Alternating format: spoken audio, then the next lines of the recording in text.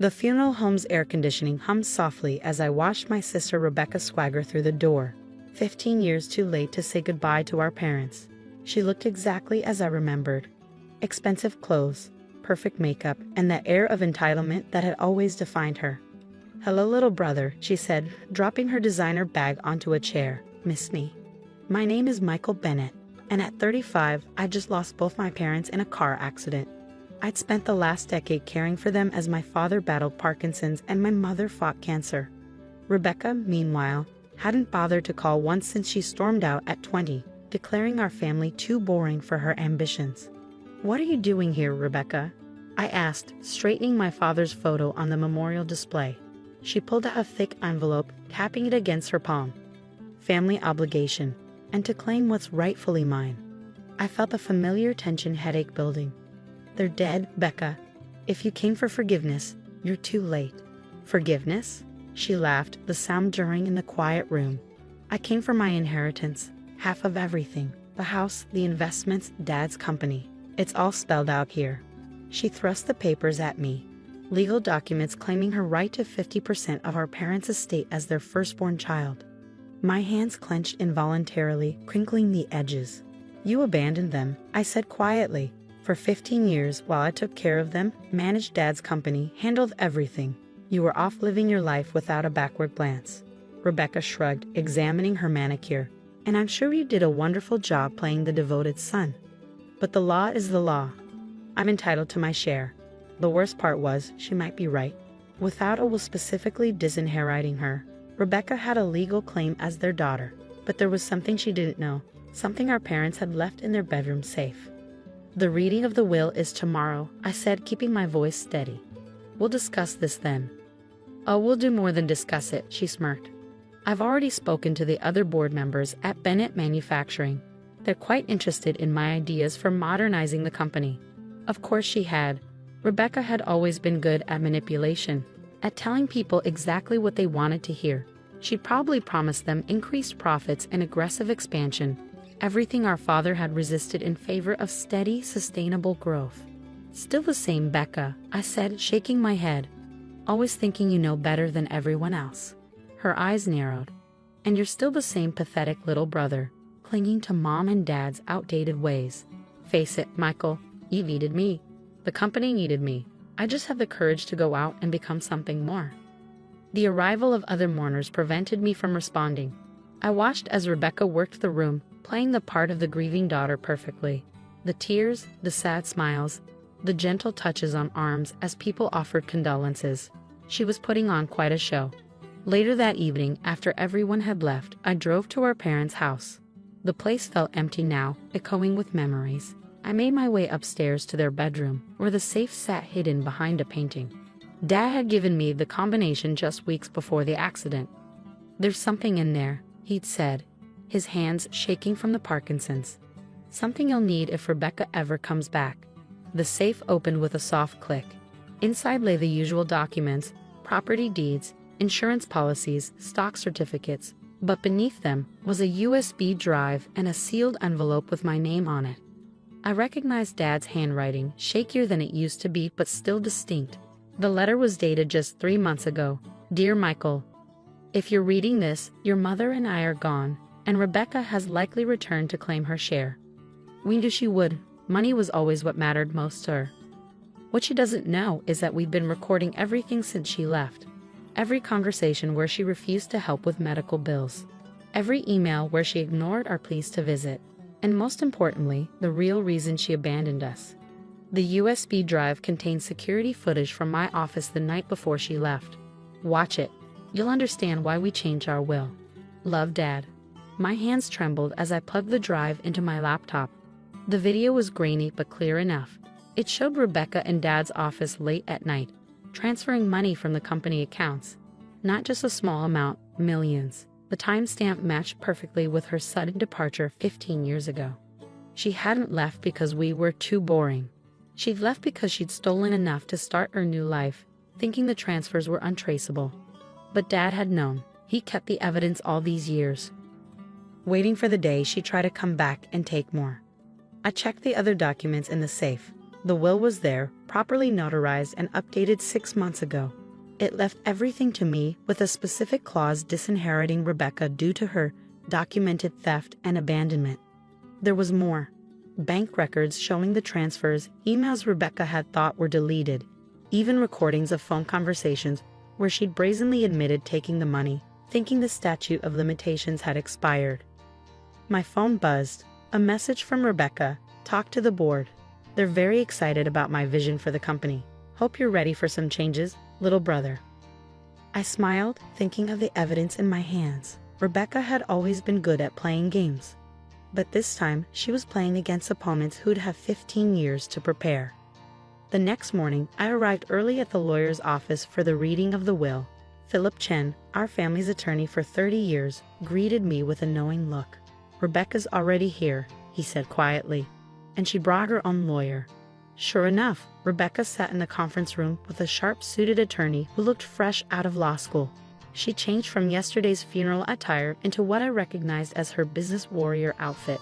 Blood red blazer, black pencil skirt, stilettos that could double as weapons. Let's get this over with, she said as I sat down.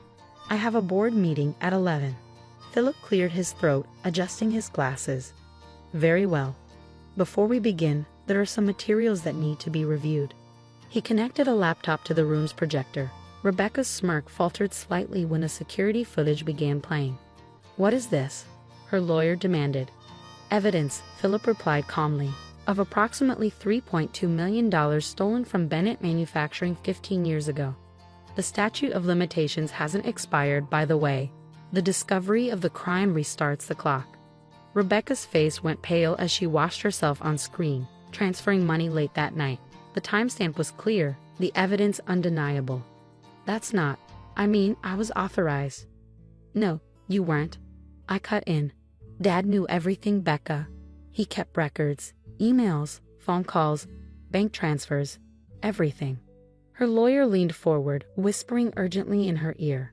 She waved him off, her composure cracking. Fine, she snapped. So I took some money. The company owed me. I was supposed to inherit it anyway. Is that what you told yourself? I asked. When Mom was dying of cancer and needed experimental treatments we could barely afford. When Dad's medications cost thousands every month. Don't you dare guilt trip me, she hissed. I earned my freedom from this family's emotional manipulation. Philip cleared his throat again. Perhaps we should proceed to the will itself. The document was brutally clear. Everything, the house, the company, the investments, went to me. Rebecca was explicitly disinherited, cited for theft and abandonment. This is ridiculous, she sputtered. I'll contest it. The board will back me. The board, I interrupted, has already seen the evidence. They're meeting right now to discuss it. Her phone buzzed as if on cue. The color drained from her face as she read the message. Emergency board meeting. Vote of no confidence. Criminal investigation pending. Did you really think Dad wouldn't protect the company? I asked quietly. He spent 40 years building it. He knew exactly who you were and what you might try to do. Rebecca's lawyer gathered his papers quickly. Ms. Bennett, I advise you not to say anything further. We need to discuss your options. But Rebecca wasn't listening. She was staring at the video screen, still showing her younger self stealing from our family. I had to leave, she whispered, more to herself than to us. This town, this family, it was suffocating me. I needed more. And now, I asked, was it worth it? She looked at me, then really looked at me for the first time since she returned. You don't understand. I built something for myself. A life, a reputation. Built on stolen money, Philip interjected, which the authorities will be very interested in tracking. Rebecca's hands began to shake. You wouldn't. We're family. Family? I stood up, gathering the evidence files. Family was sitting with Mom through chemo. Family was helping Dad when the Parkinson's got so bad he couldn't feed himself. Where were you then, Becca? She had no answer. Her carefully constructed world was crumbling, and she knew it.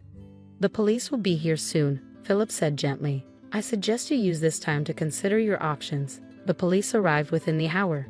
2 detectives in plain clothes, their badges glinting under the office lights. Rebecca sat silently as they read her rights, her perfect makeup smeared with tears.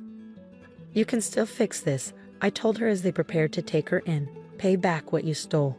Make it right. She looked up at me, and for a moment I saw a glimpse of the sister I'd known before money and ambition had corrupted her. How? Everything I have, it all traces back to that money. Then start over, I said. The right way this time. The next few weeks were a blur of legal meetings and damage control. The story hit the local news. Prominent businesswoman arrested for historic theft. Prodigal daughters return ends in handcuffs. Rebecca's carefully built reputation crumbled as investigators traced the stolen money through various investments and businesses. She eventually accepted a plea deal, 5 years in prison, full restitution, and a public admission of guilt. The day before she reported to prison, she asked to meet me at our parents' house. I've been thinking, she said, standing in the living room where family photos still hung on the walls. About mom and dad, about everything. And they were right about me. I was so focused on proving I was better than this place, better than the life they chose. She touched a photo of us as children, both smiling at the camera. I became exactly what they feared I would. I sat down on the familiar old couch. They never stopped loving you, you know, even after everything. I know, she whispered. The recordings, I listened to them all. Every message I ignored, every call for help. I heard Mom crying when I missed her last Christmas. 5 years is a long time, I said. But maybe it's what you need. Time to remember who you were before all this. She nodded, wiping her eyes. Will you keep the photos up? While I'm gone. Of course.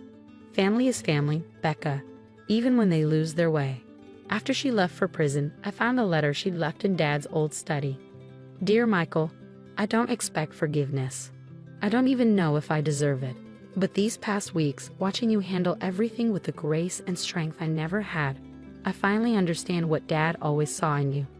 Take care of the company. Take care of our family's legacy. You were always better at that than me. Maybe in 5 years, if you're willing, we can try to be brother and sister again. Real family this time, not just DNA and court battles. I'm sorry for everything. Love, Becca. The company thrived under proper leadership. I married Sarah, the girl next door Mom had always hoped I'd notice, and we had twins who filled the old house with laughter again. And every Christmas, I sent photos and letters to a prison in upstate New York, keeping a promise to parents who taught me that family bonds, though sometimes bent or broken, could still be mended. Rebecca served her time, paid her debt, and emerged changed. Not instantly, not perfectly, but genuinely. She started over with nothing but her education and determination, building a legitimate consulting business. Our relationship healed slowly, like a broken bone that needs time to grow stronger. Years later, at my twins' 10th birthday party, I found Rebecca showing them old family photos, telling stories about their grandparents. She caught my eye and smiled, a real smile, not the practiced one she'd once used to charm board members. You kept the photos up, she said later, after the kids were in bed. Family is family, I replied. That's what Mom and Dad always said. She nodded, understanding finally what they'd known all along. That true wealth isn't measured in stolen millions or corporate takeovers, but in the bonds we choose to honor and protect.